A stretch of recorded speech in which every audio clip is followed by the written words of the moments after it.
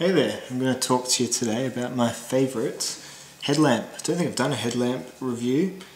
Headlamps are a strange thing. For $50 you can get a really average one or a really good one, and it's one of those things that you just have to do research on, and it's one of the worst things you can ever be bought by someone who has no idea about gear, because I guarantee you they will not get you the good one like the Fenix. They will get you a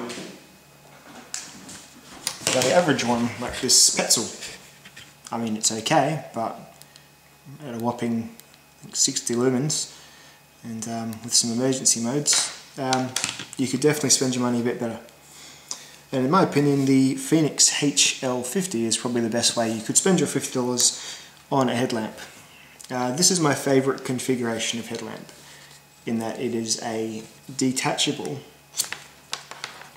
type headlamp. So all you need to do here is you can either take it off the clip like that, or you can unwind the cap and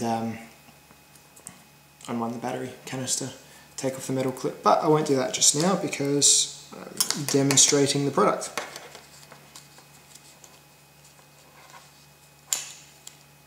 Back you go, and yep, there we are.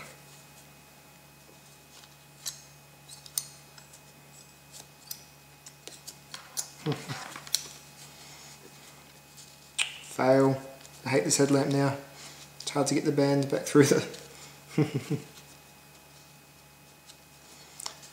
hard to get the bands back through, but all good, all fixed. And it just claps back onto this wire frame. It's like a big clip for it. You can sort of tilt it and twist it just as it rolls freely. I prefer this a lot more than the sort of all-in-one units like this, and I prefer it a whole lot more than the ones that, although are slightly brighter, have these big goofy battery packs on the back.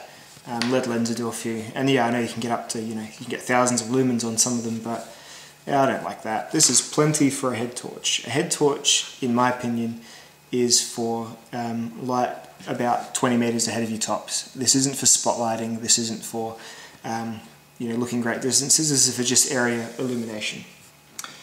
So, what do we have here? This is, as I said, a $50 light. It's made of aluminium, like most lights are. That sort of stuff that's claimed to be aircraft grade. It has 4 different beam settings, and it takes either CR123As, which are these batteries here. Open sesame, there we go. These batteries here with the flat bottom and the pointy top, or it takes AA's. How does it take AA's? They're way too big. Well, Fenix are cool enough to give you this cylinder here. This is a battery extender. So, take this off.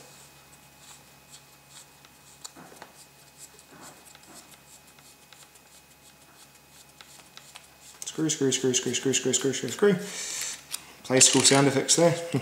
Shake, shake, shake.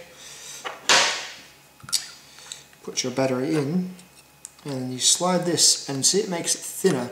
See, right now the battery would rattle around in that because it's not as thick as the 123A, but this one makes it flush with the casing of that.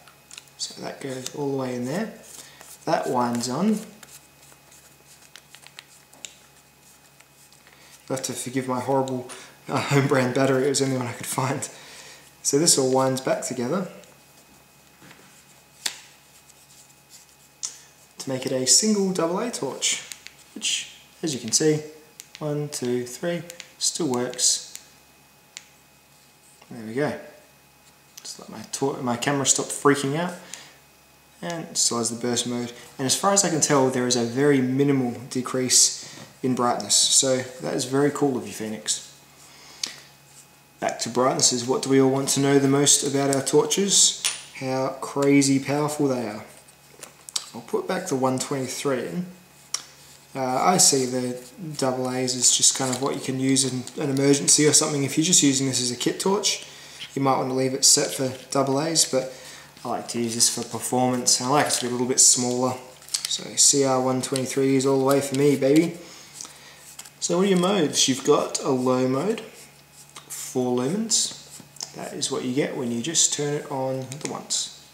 Little 4 lumen like that. It looks pretty bright, doesn't it? But it's just because the camera makes it the focal point of the light absorption to the lens. So that's your low. You've got your medium, which is 60 lumens. So that's as bright as the Petzl is. Jeez, I mean this Petzl must have flat batteries or something. So your medium, and you've got, oh no, there we go. So this makes way more sense.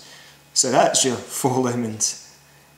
That is your 60 lumens, and this is your high, 170 lumens. And it just cycles through those 3 as you go. But then you read the packaging, and you read about burst mode. And burst mode is achieved by simply holding it down. And that is a pretty snazzy 365 lumens. 1 lumen for every day of the year. And there we go. Sorry camera, really making it earn its money today. Let's go outside and see how this looks. Burst mode, hold it down, release, practicality of that, I can see it. Say if you're on the walk and you find with the street lights, but you've got this around your head anyway, you hear something in the bushes, you can blast it.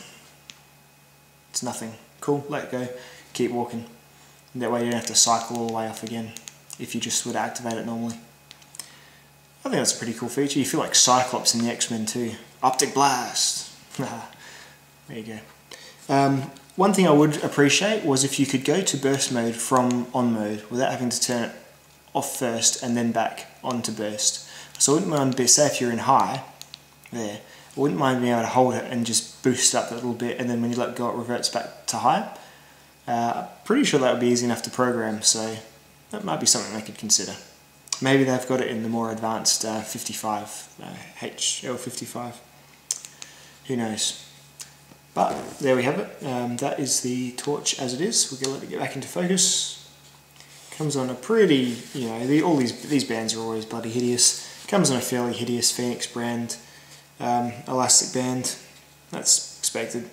A cool application of this though would be, it'd be fairly easy to modify this onto a front-facing.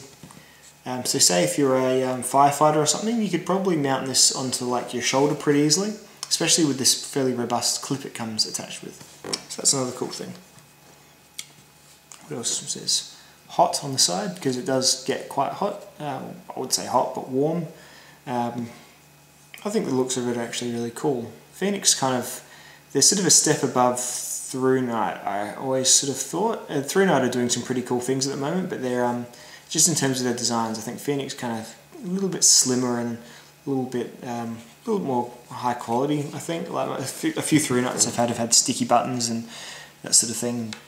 These are you know, the threads aren't tight enough, and you know, you get that weird winding where you push it and it comes on and all that sort of stuff. You don't really get that with your Fenixes. I've had pretty good experience with the brand professionally and in my private endeavours.